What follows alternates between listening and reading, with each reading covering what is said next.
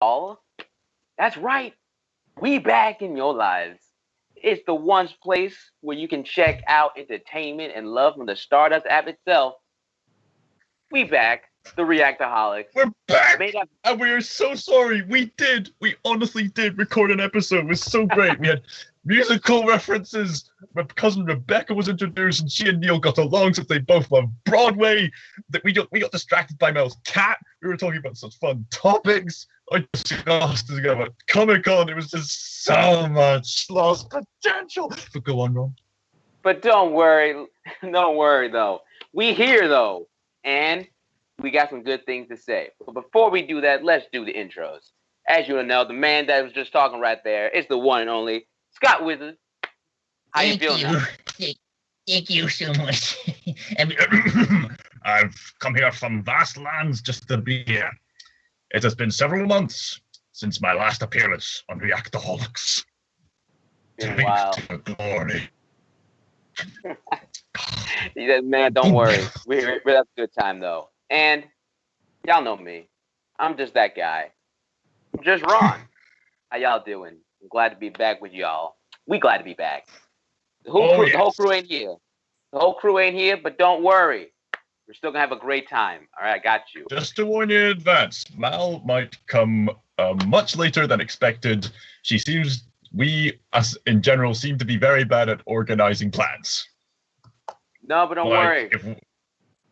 If we were typical evil villains, it would take us several months to even get started with our plan instead of daily weeks. Life throws you a lot of curves, but don't worry.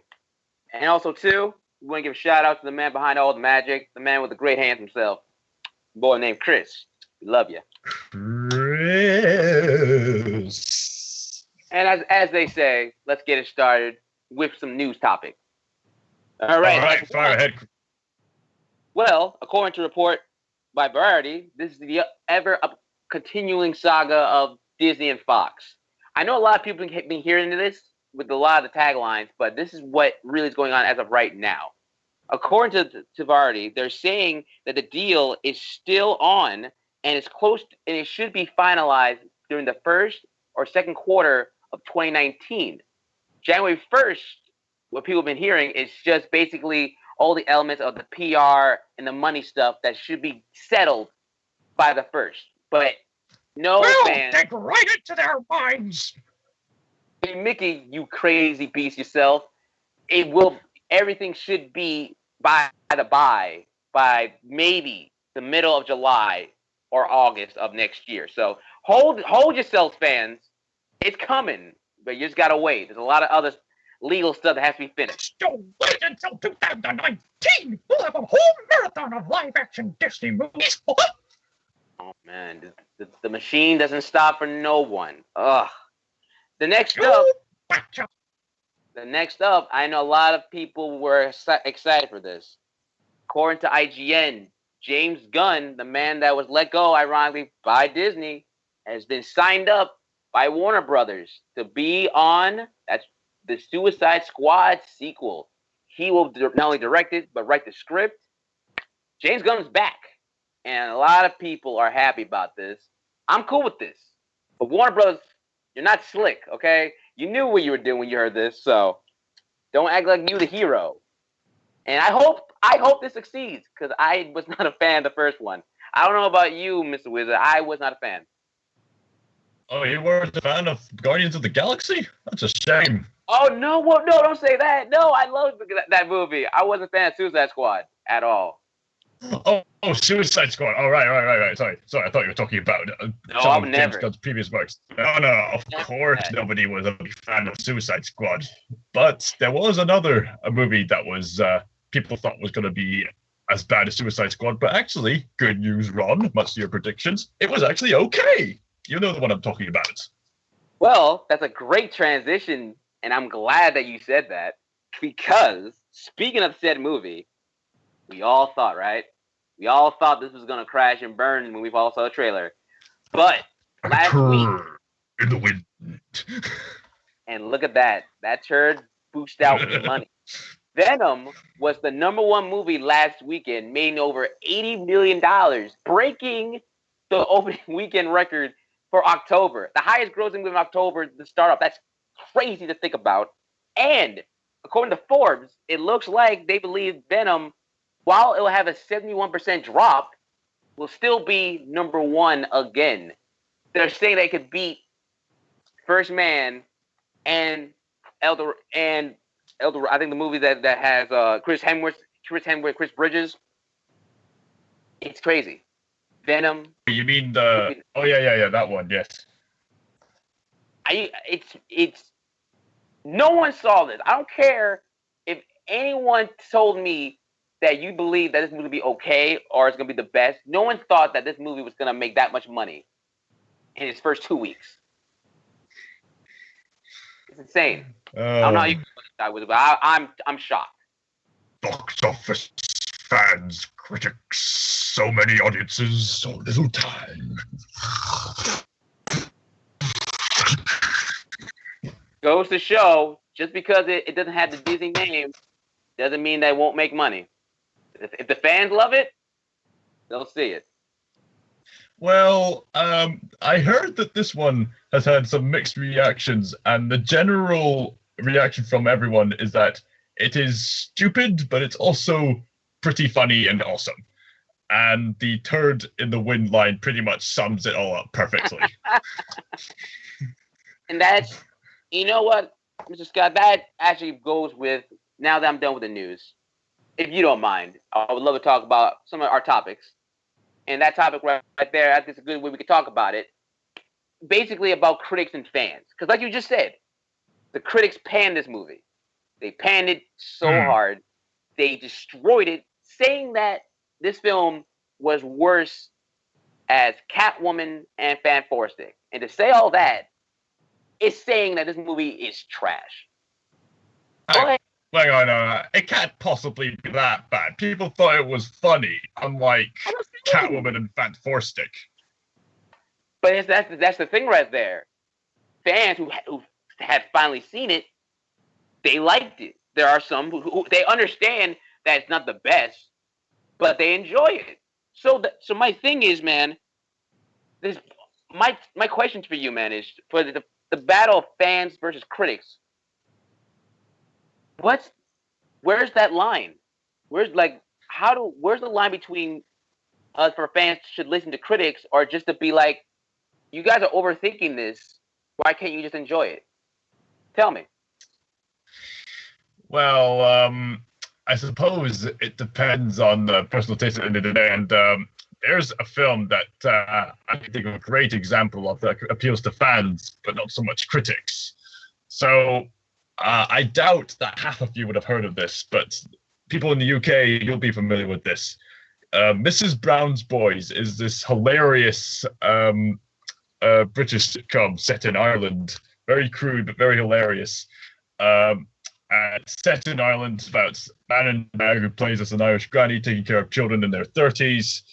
And it's really hysterical. There's even times when they crack up and they don't cut that out. They just leave that in just for the fun of it. And so, due to the success of the show, they made a movie. Mrs. Brown's the movie with a D in it for the Irish slang. And that film was panned by critics, but it was absolutely beloved by fans. It's one of those films where you'd have to be a fan of the show in order to get the film, because they make lots of references to the show, even if it's standalone story. For example, they'll still have those fourth wall jokes with Mrs. Brown going out of the set. Like, wait a minute, this isn't the TV series. Rips down the paper. This is the movie in the Irish streets. And then again, there's certain bits in the movie where they just crack up and they don't cut that out. They just leave it in. So it's appealing to the fans, and critics probably wouldn't get it just as a standalone movie. And I have no doubt that there's many other films that fall under that category. I think that also goes to about critics have so much power in what they say. You know what I mean? Like they can push the narrative to people that don't go to movies like half of the year. So people will fully go on Rotten Tomatoes. they'll go on the internet and find their favorite critic, and the moment they say something is bad, they'll believe it like it's the gospel, and they won't watch it. So Yeah. that's the thing. Like in the end of the day, we're all our own people. You know what I mean? We're all can our decide own that. critics. Yes. So like, you can listen to someone and just see what they think about it, or hear the word and be like, all right, a lot of people are saying this and this and this, but I'm still gonna watch it because I'm a fan. I'm a fan of said genre, and I'll see if I like it or not. Is it bad? It could be, but I won't know until I find out. If you're just gonna be like sheep and just listen to everything, then what's the point? What's the point of even being a fan of movies? In fact, there are some films that just a few that critics love, but I absolutely despise. I think this is my chance of a lifetime to rant about a film that I wish I could love, but I just absolutely despise it because of how dull it is. So this is more of as an Oscar snub named Mr. Turner. This is based on the life of J.W.W. Turner. She's a British painter who mainly painted boats, paintings, and as an artist myself, I had to watch the movie, especially when it had 90% rating on Rotten Tomatoes or something.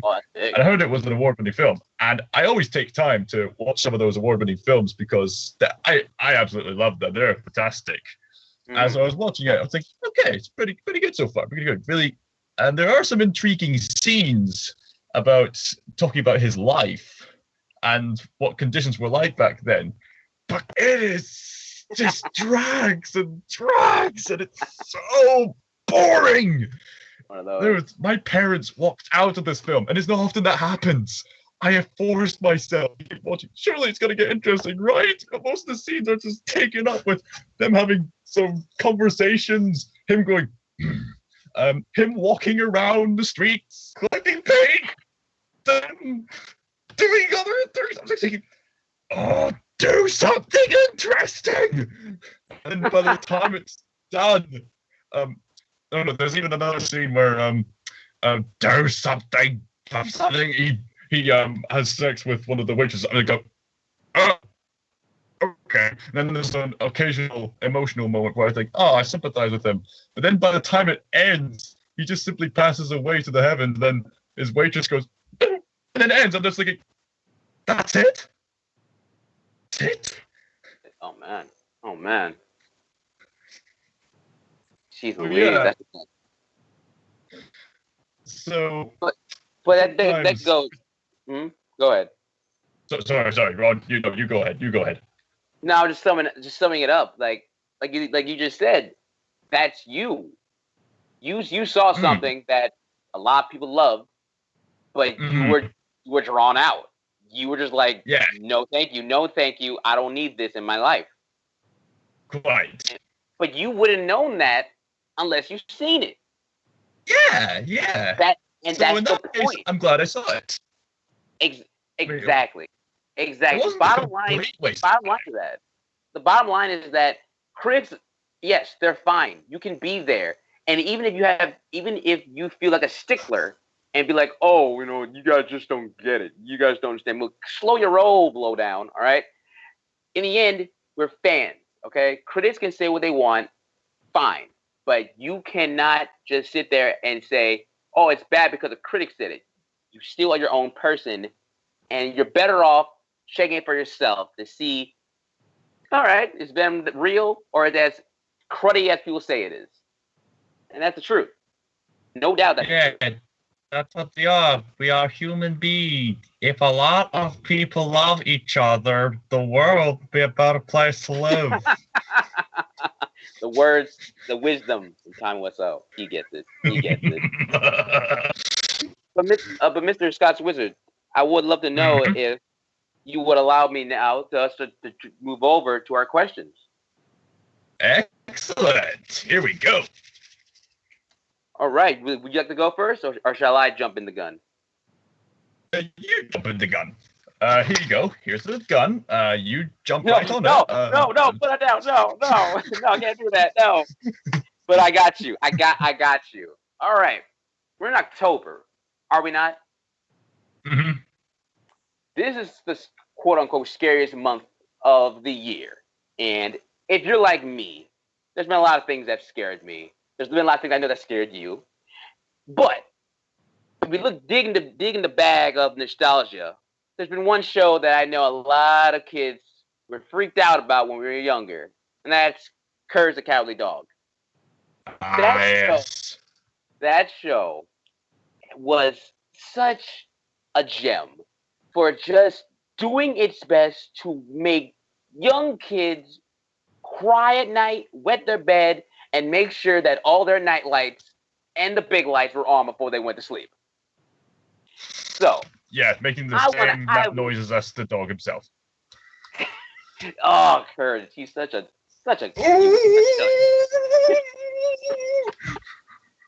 So I ask you this. I want to know, what was the scariest Courage the Cowardly Dog episode you've ever seen? Go ahead, tell me. Now, to be honest, I haven't actually watched the show during my childhood, but I heard of how popular it was, so of course I had to just see it myself, just because it's such a classic, especially under your recommendation. So watched a few episodes and generally creepy atmosphere, but at the same time it's generally goofy with the way it scares you.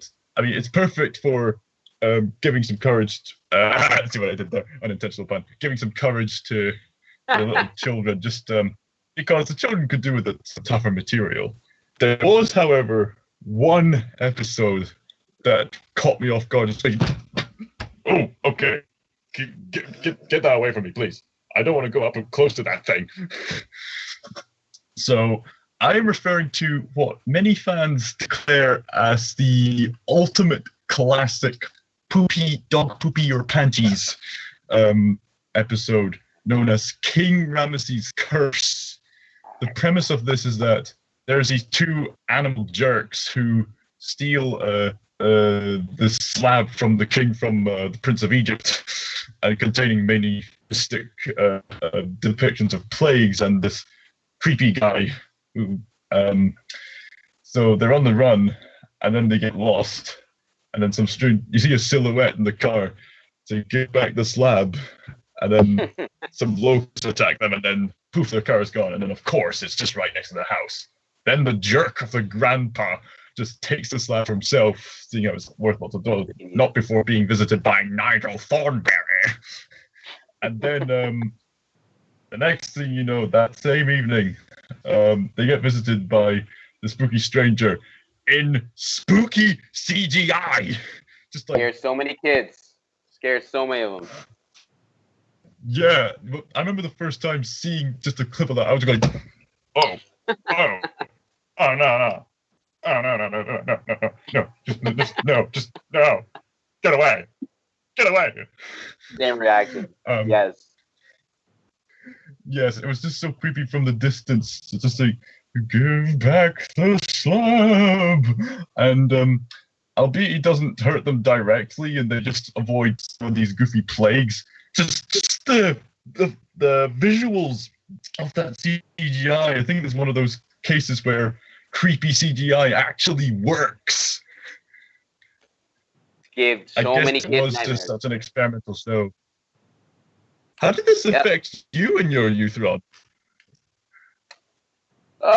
First off, I want to say because that was early, early CGI back when, and every time I watched that in the dark, I don't know why I did it, that just destroyed me every single time. So, Scott, you picked a great one, okay? You picked a good one, bro. But I could top it. I can top that easy. Okay, do tell.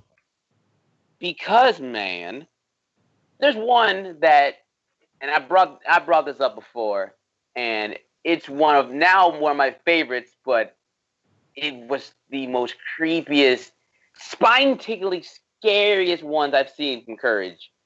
Season 1, if y'all don't remember, Freaky Fred. Fred, my gosh, man. This dude, all he does is smile, and he monologues. The thing is with him is that he's in from he loves to shave things. Okay, he's a barber. He loves to shave everything off, from animals to people's hair, beards, or top hair whatsoever, and just smiles while doing it. And he will do it whether you want him to do it or not. And that's what he did to poor Courage. And every time he does it, he looks at the camera with his big grin face, like, Courage. And you know Courage, that poor dog, scared out of his mind, locked in a room. And when he sees that fur, all he knows is that when he does this, I got to shave all that off. Because why, you ask? Because Courage was being naughty. And you're just seeing him do it through the episode. And when they play the song, and he just, just la, la, la, la, la, la. It's creepy, man. It's scary. And then when it's all said and done, they capture him. They try to bring him back to the insane asylum. He's still smiling in a trench, in his trench coat, just barred up. And then on Courage's butt, he says goodbye with love, Red.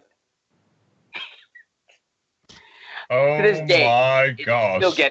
It still gets me to this day. I promise you, man. To this day, I still get goosebumps from it. How can you get scary nightmares and goosebumps from someone who does nothing more than cut your hair? That's the thing, though, man. The thing with him is that, yeah, when you say it like that, what's so scary about it? The scary thing is that, imagine you're locked in a room and you see in the corner, you see this dude smiling at you, just smiling at you. And he's just saying that you've been naughty. You're like, oh my gosh, what do you want from me? And he just grabs you. It's just, and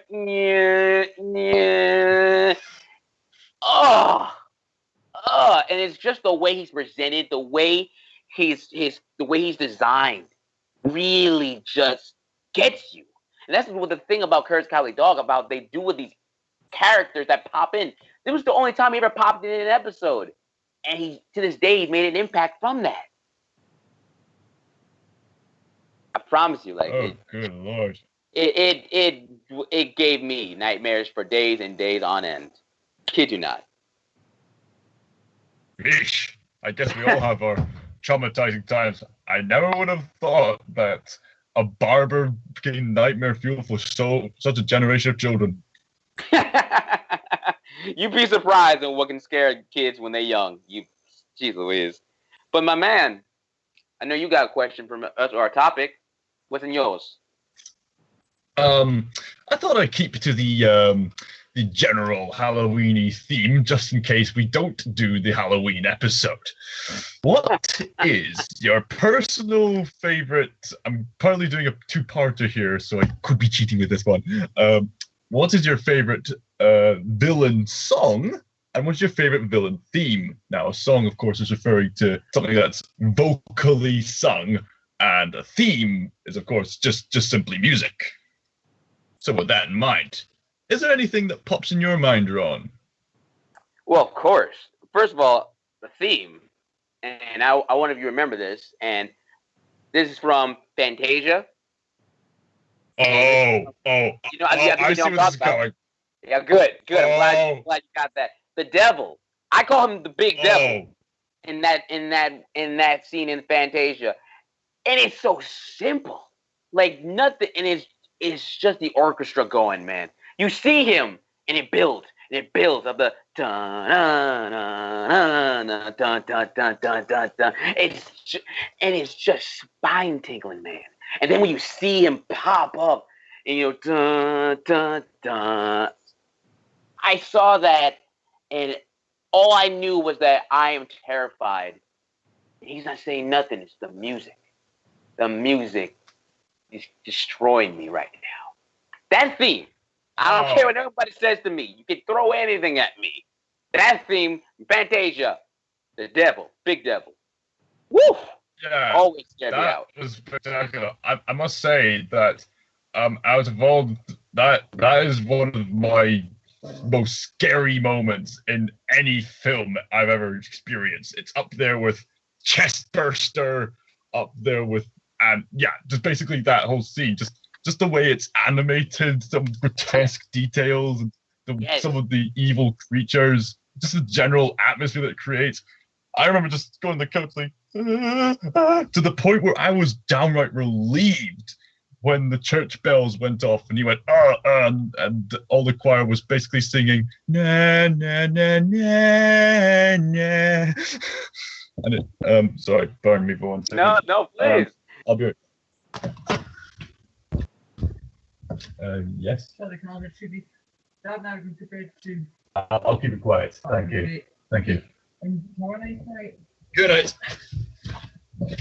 That was just my parents just remind me just to keep it down a bit. And that's hard for me since my voice is loud. Anyway, you were saying about Night on Bald Mountain? Oh, man. Night on Bald Mountain. Thank you for telling me. It's you got to think about it, like, it's hard to do things to get that scare factor in. And this orchestra does some phenomenal job. Like you said, with the way the animation the design, and it's a perfect build. It's a perfect set, and when it hits the mark, like once it hits each mark, to hit home to the kids like me watching it, you are terrified, completely drawn into this guy. That I should also say that when I first saw that, I was, I don't know, 16 or 15, well above a young kid, and it still got me. Yes, that's what I'm talking about. Impact. It still has that good impact today. That's what I mean. No one can fight me on that. That one still sticks to this day. And also, to continue on, the Disney's, now you say favorite villain song, I think everyone can agree with me. And sadly, this again, the mouse has got me by the throat hold. Come on, y'all. How can you not agree with me with this? Hunchback of Notre Dame, Frollo, Hellfire. Oh, yeah. Hellfire is just great. First of all, you got the choir joining the back, the drones coming in, and then you go to Frollo. Yes, right there. You get it. He just goes, and the problem with it too, it's just that he has the go of proudness of saying that, it's not my fault. It's that temptress. Help me. And yes, it is. And everything around it, from just the animation, the atmosphere, the tone of it. You see, gosh, I love it. You see Esmeralda, the fire, coming through, and him just saying, let her be mine or mine alone. He's tempted by all this and still trying to find justification from this. And in the end, saying that, telling him, you choose me or your fire, be mine or you will burn. And then just saying, oh, God, have mercy on her. And the orchestra and choir just plays a huge factor in that part as well. Oh, yeah. Just to make it big and grand. It helps that it's a leitmotif throughout the whole film. And the ending, too. The ending of it, when he holds the note, when Frollo holds that note.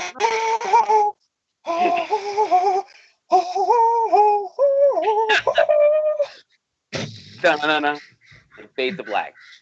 Perfect. Just perfect. Frollo, you are an evil, evil man, and none of us should stand you, but we can't take away from this. You had one of the best villain songs ever. What can you say about that? Yeah, I agree with you. So now I guess it's my turn to and before I mention these, I'm surprised that they could talk about such big themes in a children's film, which was quite impressive for them. Man. Okay, so my turn. Favorite villain theme. There are many classic themes that come to mind. anyone can mention their favorite catchy villain theme. So this next one is from a video game. This is from the Professor Layton series. And this is a theme for this villain named Descole. Very classy dressed up villain. Never heard of it. I've never heard of him, but you hear a lot of this theme in the standalone Professor Layton movie. Since minor spoilers, he makes an appearance, and the music is just so grand. I'm going to play it just now, and I don't know if you can hear this, but oh boy.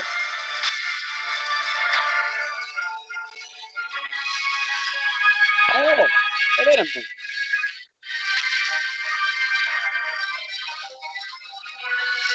Oh, yeah, I think I've heard of this. Oh.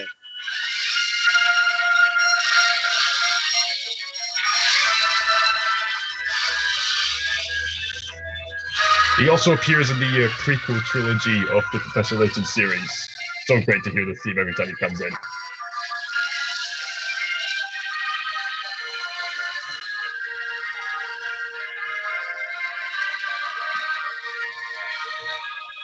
And I think this is the orchestrated version. The version in the game, it has a sort of organ tune, but I think the best version is this orchestrated version that you hear in the film as he's doing all his devious plots, and it's usually accompanied by big machines starting to take form or some big trap, and then Layton and Luke are just going, quickly, this way, and it's just such a perfect music to go along with it.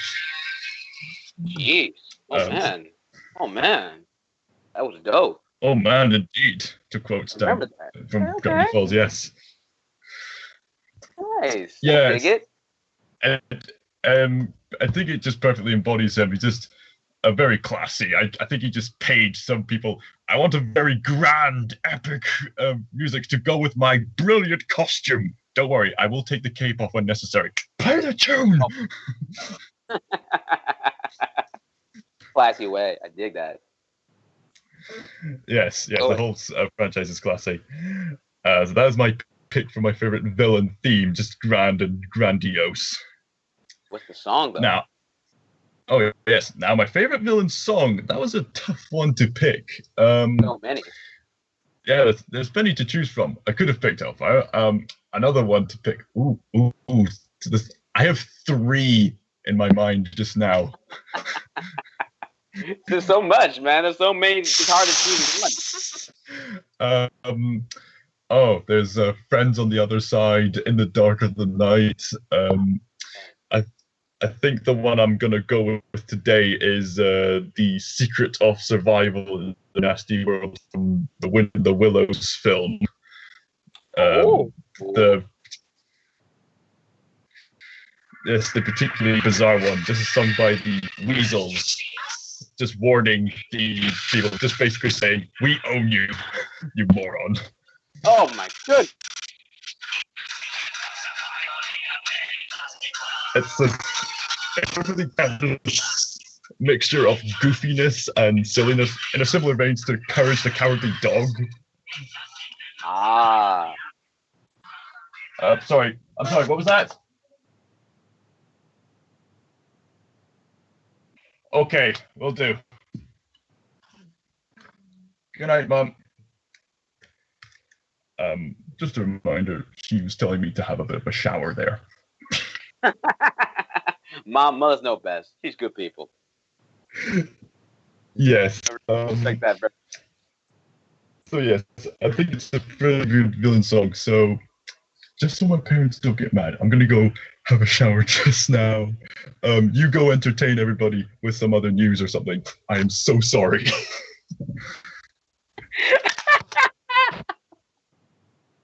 Oh my goodness gracious. Oh man.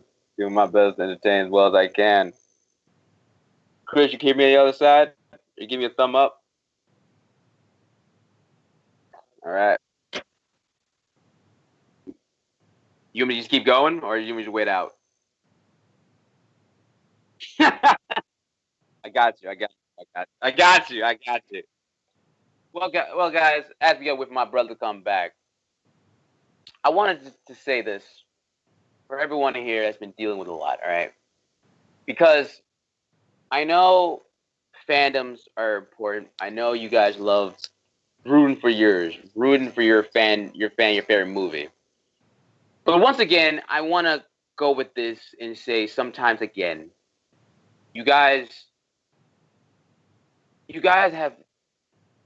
have this belief that you have a right to say things or do things, and said actors or people should do it. You shouldn't. What I don't like is people being. I don't like Hello? being. Oh, Mel, you're here. Hi. You joined us. Welcome. We're ongoing now. Oh, wait, what? We're ongoing now. You're on right now. What's up? Hi. Yes, I'm so sorry.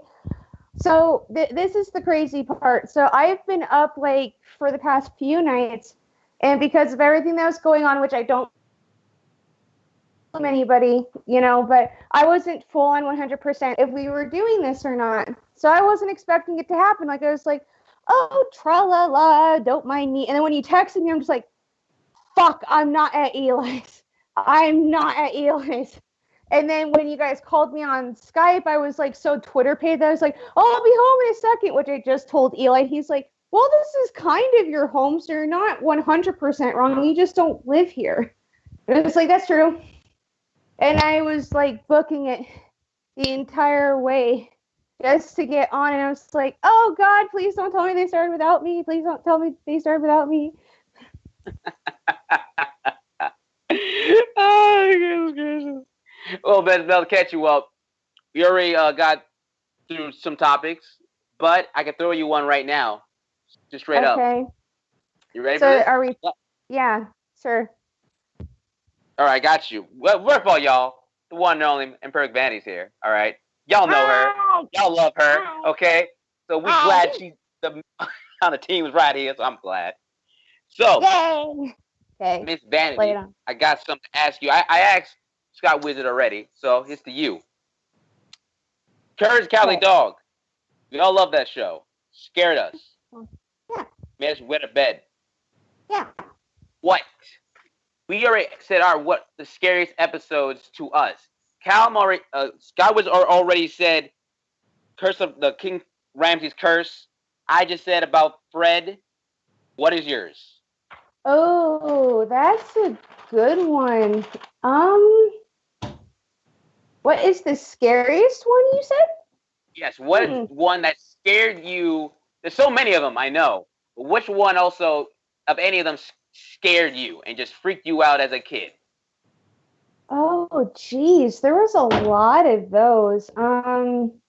As a kid, though, I am going to have to pick. Oh, that's a tough one, actually, because now I'm thinking of being like, well, there's this episode really gave you nightmares for a week, and it's like, oh, that one, glorious. I'm surprised he picked the mummy one, because that one was more funny to me than it was scary. Now, Calum just was able to watch it during and he discovered like how he understood why it would be this scary to us back when. Okay, I think I'm thinking of two at the moment. Okay. Okay. And I can't pick either one because there's so many of them that did like semi scare me. The episode where they go to the theater because Muriel has a show with her, I believe it was a centaur. I believe the instrument was. And the cockroach. Oh, gosh, that guy. It scared me because it wasn't the fact of the character itself scared me, like, especially like the box versus briefs moment cracked me the fuck up. But it was the fact of being like, here's this stranger who basically, because it's an everyday fear, right? Like, for example, if you want to be like, big, like, kind of like what, we're kind of, well, not really what we're kind of, like when I did modeling, that's a natural fear. It's like, one day you're going to talk to the wrong person and they might scam you at most, or maybe kidnap you at most, and that's horrifying to me.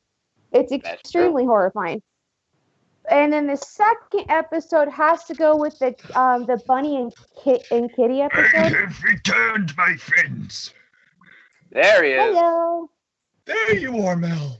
Oh, it's so good to Mel see you has again. joined us. God bless you. I know. I hope that this is like. I hope it. Like I was telling Ron, I didn't because our communication has not been the best this week, but due to like certain situations, I understood. Oh, Mel, here's the question for you. What is your favorite villain song, and what is your favorite villain theme? Okay, well, I was explaining to Ron his question first. I'll get to that question next. So he asked me the Courage the Cowardly Dog and which one was the scariest for me. I picked the one where they went, because I can't pick both, or I can't pick like, just one or the other. It has to be both. So the first one went to when Muriel went to the theater, met the cockroach guy. And it wasn't the fact of the cockroach guy himself. It was the fact of being like, oh, she's here to be in a show, but it turns out to be a hoax for them to be eaten. And it's just like, that's, I think, a natural fear that you have, like, when you pursue things like even on Stardust or even on like YouTube or whatever, and somebody promises you that opportunity because they know being like, oh, here's this, naive person who's trying to make it big. And there's cases like that too, where it's just like the worst you might get is scammed, or that's the least worst, or the worst is like you get kidnapped in Shanghai and to be like somebody's sex slave. You never know. That's true. That's very true. Then the second episode has to go with the kitty and bunny episode. Oh yes. Oh, I remember that. That's the mask. Yes. Mm-hmm. Great episode. Or at least I remember it because I remember those two being like, except for I thought a little bit too deep when I was a kid because I was like, oh no, they're not just best friends. They're more you already friends. knew? Yeah, I already knew what was going on. Being like, yeah, I know what's going on here. I'm not stupid. Even as a kid, I wasn't stupid. But no, that one scared me just because of the fact of how she treated Courage. And even at the time that she wasn't violent to him, that was the scary part. Like, she reminded me of help me here. The main villain from Misery. Annie or Anna. I cannot even help you with that. I've never even seen that. You've never seen Misery, and you call yourself a movie fan. Look, all right. Look. That's on the list. That's on you the are list. Lucky that I'm loading my computer right now, and I'm on the phone currently, or else I'd be giving you the glare and the snob nose of shame. You Etsu, you and others. But no, but she reminded me of the villain of, I believe her name was Annie, actually, or Anna Bates, was it? Was her surname Bates? Yeah. No, you've seen Misery, haven't you? Yeah, I've seen bits of it, and I know enough about it to just go, okay, she is nuts. She's just give me just a second because I'll feel ashamed like Annie Wilkins. She reminds me of Annie Wilkins. That's her name. Annie Wilkins. Played by the legendary Kathy Bates, of course, and I'm a huge Kathy Bates fan. But no, but that's what Kitty reminded me of was Annie Wilkins from Misery. She can like be out, like burst out of nowhere and scream at you, but the parts that make her scary is when she's not acting outrageous or violent. It's the creep factor being like you're waiting for them to burst or just explode out of nowhere. And that's why that episode scared me, was I did not know what she was going to do next because she was, you never saw it coming. And yeah, she beats her own drum, and especially Courage, man. Courage was like beat down in that whole episode. Yeah, just by her. You didn't even have to do shit. He didn't have to do That's shit. That's true. So that, you know what though? And Manny, that is exactly how I felt watching those episodes. Ugh. But Go ahead, ask Vanny about your question. Go ahead, ask her again. So, just thinking about Halloween, what was your favorite villain song, something vocally sung by the villains? And what was your favorite theme, an instrumental piece of music dedicated to a certain villain? So, can this be for live action movies and Yeah, sure. Okay, Sure. I have a theme right off the bat, and you guys have talked to me about this in person before. And we never talked about it in there because I win all the time in most of my arguments. Let's just be real. Oh my goodness. Oh. But my favorite instrumental theme from any villain has to go to the Horn King from the Black Cauldron. Has to, hands down. There it is. And for me, it's really hard to, but with his, it's just like, it's so powerful and impacting, being like, yeah, sure, the Black Cauldron's, a very underrated cult classic, and definitely was a victim of its time, because it's like, yeah, the movie doesn't make sense, but that villain is pretty much just as equal to Maleficent, if not a little bit more sinister. Like, yeah, the only downside was they had to go after a pig the whole entire time. I can supposedly see where shit is. It explains it better in the book, believe it or not. Being like, that makes more sense in the book. Future pig sees the future like any pig does. Yeah, but his theme, it sends fear down your spine. Like, you, like, literally the first time you see him is you don't even see him directly yet. You see, like, smoke and that music going on. And it's such an excellent fucking score, too. But when you first see it... He knows how to make a scene. Well, not a scene, more like an entrance. Like, he knows what's up. But I would have to pick that as theme. Now, for villain's song, that's going to be a tougher one because, let's face it, especially if you were a 90s kid, and Ron knows what I'm talking about, like pure 90s kid, and before, villain songs are everything, man. Being like, that's what you want, you don't remember that those are the most catchiest songs, like. And I wish they would bring those back, being like, we watch this shit for the villain songs. We don't watch this shit for the hero song. You know why we're here. You know why we're here. Give it back. And the people know who I'm talking about, too. But if I had to pick one, and I had to really sink into my level, I would have to go with I Got Friends from the Other Side. Oh, nice. Yes. I would have to go with that. It's a tough call because I'm a sucker for villain songs. Actually, no, it's a tie. I just remembered one. Oh. It's a tie. I Got Friends from the Other Side, and it's another Disney one, but it's very underrated, or the Ratican song from The Great Mouse Detective. The world's greatest criminal mind. Oh my gosh, that's perfect. I can see why it's tied up.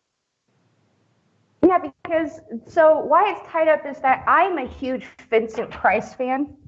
Like, I wish he was still alive because I not to be too adult here, especially since my computer is loading, so it's a good thing.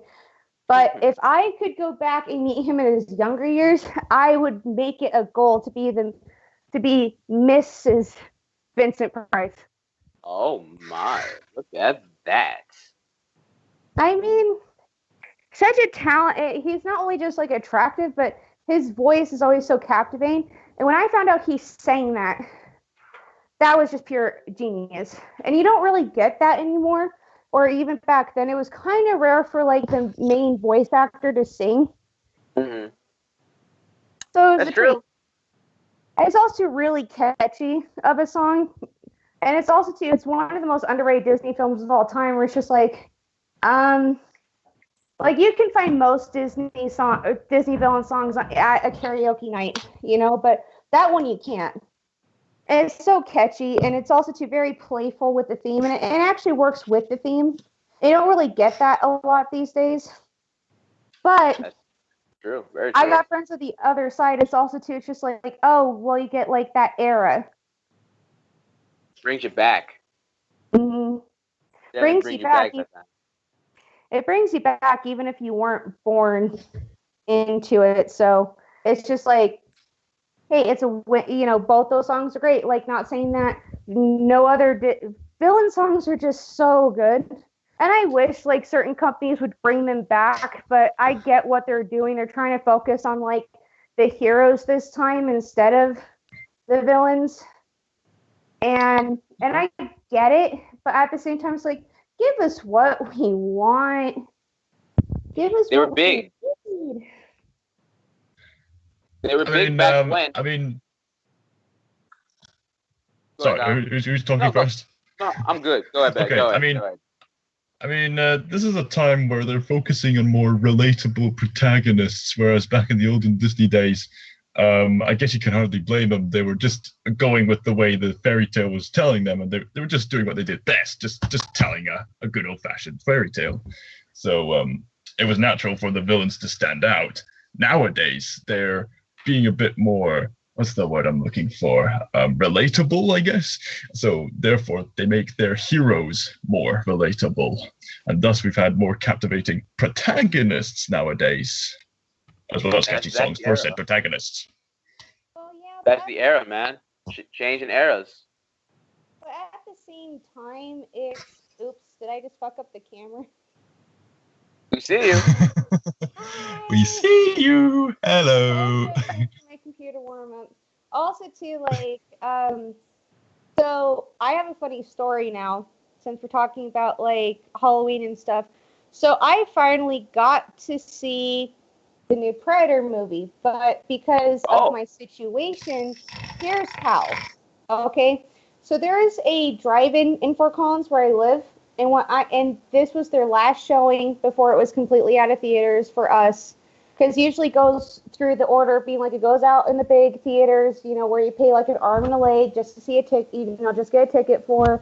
Then I'll go to, depending on how well it did in like regular theaters, then I'll go to the $2 theater. And then it'll go to the drive-in dead last before it's just like, nope, we're not showing this in theaters anymore, period. So I was walking by the drive-in, and I so happened to, see their sign, and I was just first glancing, being like, wonder what movies that they're playing. And then I saw they were playing the Predator movie, and that it was the last night that they were playing it. So what I did was I snuck around and watched it through the fence. You gotta do, like, this is what people don't understand in my situation. Like, I get bugged so much when they're just like, what's your opinion about this movie? Like, I'm now getting people asking me about A Star is Born. It's just like, hey, if you guys want to send me money on PayPal to pay for tickets, I'm more than happy to. Because I do feel bad with my situation that I cannot just go to the theater whenever I want. But that's why I'm also trying to do stuff on Stardust and whatever, is so that way I can get out of my situation. But I don't blame you. But you kind of have to make do with what you got. Like, most of the time, it's like I'm streaming on my phone, or I have to be here at Eli's to watch anything. Like right now, or at least when I was over here the last time, I'm doing a Alien and Predators marathon. So I thought that was perfect anyways, because now I'm going to be ranking them in order. And this will be my first ranking on Stardust, too, because I've never done a ranking before from worst to best. People are probably not going to like my opinion, though. I'm not going to lie. I already have my... We just had a discussion earlier about the relationship between fans and critics. Oh, did you? And I missed that? Oh. Hey, look. No, it's all good. It's all good. If you got something to add on to it right now. Sorry, the cat's like biting me and being like, you're on my chair. And it's just like, I'll move in a second, cat. I'll tell you what. If you can't watch The Star is Born, you can leave that to Sam Elliott, my friend over here. So do you at least want to hear my... And I'm also too including the Alien versus Predator movies. Like, I'm doing it as a combined... Just because there's only 4 Predator movies now, and then there's 6 Alien movies, I believe. I believe so. Yeah, there's 6. Yeah. If you're not including Alien versus Predators, I'm also including it. So my bottom ones are... And I'm not going to tell you, like, the rest of them.